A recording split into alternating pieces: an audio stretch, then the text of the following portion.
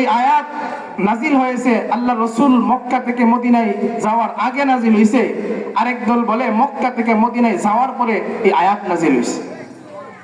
যারা বলে রসুল মক্কা থেকে মদিনায় যাওয়ার আগে নাজিল হয়েছে তাদের মতে তিনটা কারণ। কয়টা?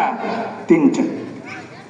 এক নম্বর কারণ হলো ইসলামিক প্রাথমিক জমানায় মুসলমানদের উপর, সাহাবীদের উপর সীমাহীন অত্যাচার, এমন অত্যাচার, নির্যাতন, অত্যাচারের স্টিম রোলার চালাই দিছে।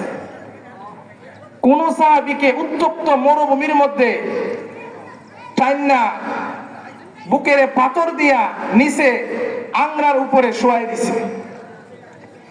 ভাইরা আমার লক্ষ্য করে শুনুন, এই বেঈমান কাফেরের দলেরা সমস্ত মুসলিমদেরকে, আল্লাহর নবীর সাহাবীদেরকে কষ্ট নির্যাতন চালায় দিয়েছেন। এই নিচের আগুন, আংরার আগুনে মুসলমানদের শরীরের গোশত পুড়ে, চর্বি পুড়ে আংরা নিভে যায়, কাফেররা আবার আংরা ধরায়, আবার নিভে যায়, আবার ধরায়। এইভাবে নির্যাতন চালায় দিয়েছে। বেঈমান কাফেরের দলেরা বলে হতে দুই কথা, হয়তো আমাদের ধর্মে ফিরে আসো, আর না হয় তোমাদের এই অবস্থায় মরণ হবে। কিন্তু মুসলমানেরা, ইমানদাররা জানায় দিয়েছে এইভাবে যদি আমাদের মৃত্যু হয়, আল্লাহ যদি দুনিয়াতে আবার পাঠায়, আবার যদি আমাদের এই অবস্থায় মরণ হয়, আল্লাহ যদি আবার পাঠায়, আবার মরণ হয়, 100 বার 1000 বার মরতে পারি, তথাপিও ঈমান দিতে পারি না।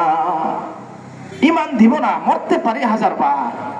এইভাবে যখন অত্যাচার সীমাহীন এইভাবে নির্যাতন চালায় দিছে, তখন একদল সাহাবীরা আল্লাহর রাসূলের দরবারে চলে গেলেন। আল্লাহ রসুলের দরবারে গিয়ে বলতেছেন, ইয়া রাসূলুল্লাহ, ইয়া হাবিবাল্লাহ, ওগো আল্লাহর নবী, আপনি তো বলেছেন আল্লাহর সাহায্য আসবে। আল্লাহর সাহায্য কখন আসবে? আমাদের উপর তো কাফেররা অত্যাচার নির্যাতন চালায় দিছে। মাতা নাসরুল্লাহ, আল্লাহর সাহায্য কখন আসবে?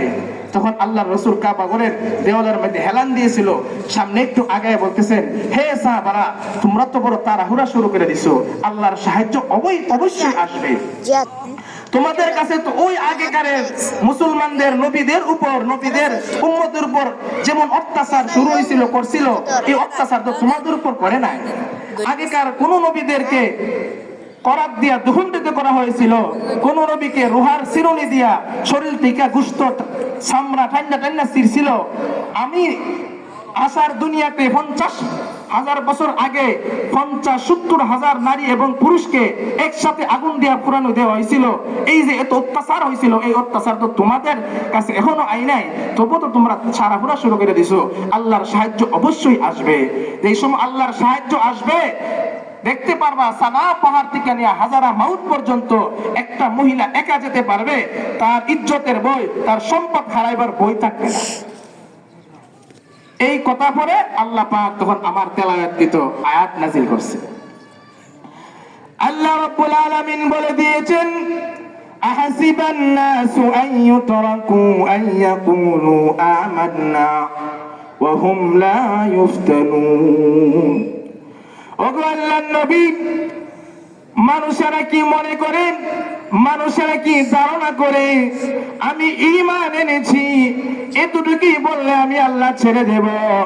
আল্লাহ রাব্বুল আলামিন বলেন, না, আমি ছাড়ব না। ওয়া হুম লা ইফতানুন, আমি অবশ্যই তাদেরকে পরীক্ষা করব। পরীক্ষা শুধু তাদেরকে নয়, আল্লাহ বলে দিয়েছেন পরীক্ষা আমি তাদের পূর্বে যারা ছিল তাদেরকেও আমি আল্লাহ পরীক্ষা নিয়েছি, এই জন্য আমি তাদেরকেও পরীক্ষা করব। ঈমান আনছি বললেই হবে না। আল্লাহ বলে দিয়েছেন, ওয়া হুম লা ইফতানুন ওয়ালাকাদ ফাতান্নাল্লাযীনা মিন ক্বাবলিহিম, এই যে পরীক্ষা আমি তাদের পূর্বে যারা ছিল তাদেরকেও আমি পরীক্ষা নিয়েছি। পরীক্ষা নিয়েছি, ঈমানের পরীক্ষা। কেন পরীক্ষা নিব? কেন পরীক্ষা নিলে, পরীক্ষা না নিলে ছাত্র কে ভালো কে খারাপ এটা বোঝা যায় না। যদিও শিক্ষকরা, উস্তাদরা জানতে পারে এই ছাত্রটা 1 নম্বর, তাহলে পরীক্ষা নেওয়ার উদ্দেশ্য কি? পরীক্ষা নেওয়ার উদ্দেশ্য হলো সকলের সামনে প্রকাশ করে দেওয়া যে এই ছাত্রটা 1 নম্বর। আল্লাহ বলে দিয়েছেন আমি পরীক্ষা নিব। কেন নিব? ফালা ইয়ালামান্নাল্লাহুল্লাযীনা সাদাকু ওয়ালা ইয়ালামান্নাল কাযিবিন। কোন মানুষটা, কোন ব্যক্তিটা, কোন ঈমানদারটা ঈমানের দাবিতে সত্যবাদী, কে ঈমানের দাবিতে মিথ্যাবাদী, এটা প্রকাশ করে দেওয়ার জন্য আমি আল্লাহ পরীক্ষা নিব। আগের যুগে দেখছি মাটির পাতিলের মধ্যে ধান সিদ্ধ করতো। আগে মুরব্বীরা যারা আছে না বলতে পারবো, মাটির পাতিলের মধ্যে ধান সিদ্ধ করে। একবার বাজারে পাতিল লয়ে উঠছে, বলতেছে ভাই আমি অনেক দূর থেকে মাটি আইনা পাতিল বানাইছি, সহজে ভাঙবে না, সহজে ফাটবেও না। তখন আপনি বাজারও গেছেন কিন্তু পাতিল কিনেন না। তখন পাতিলটা হাতে নিয়ে এসে একটা তাফা দেন, তাফা দিলে আওয়াজটা যদি ফন্নতটা উঠে তো মনে করেন না ঠিক আছে। আবার তাফা দিছেন, আওয়াজটা পেটেরটা উঠছে, আবার ফাড়াও কেমন দেখা যায় না। তখন পানির মধ্যে একটু সুবাই লই দিহি ফাড়া দেখা যায়নি। 1.5 টাকার একটা মাটির পাতিল যদি কিনতে হয় এইভাবে সুবাইয়া তাবলাইয়া আপনি গ্রহণ করেন, নাইলে কিনেন না। আপনার কাছে এত মূল্যবান সম্পদ ঈমান আছে, যে ঈমানের কারণে আল্লাহ পাক বলেন পৃথিবীর সমান 10টা পৃথিবীর সমান একটা জান্নাত আমি তাকে দেব। এই ঈমান তার ভিতরে আছে কি আমি কি দেখবো না? ঈমান এমন এক দামি জিনিস, যে ঈমানটা যার ভিতরে আছে আল্লাহ পাক বলেন তাকে আমি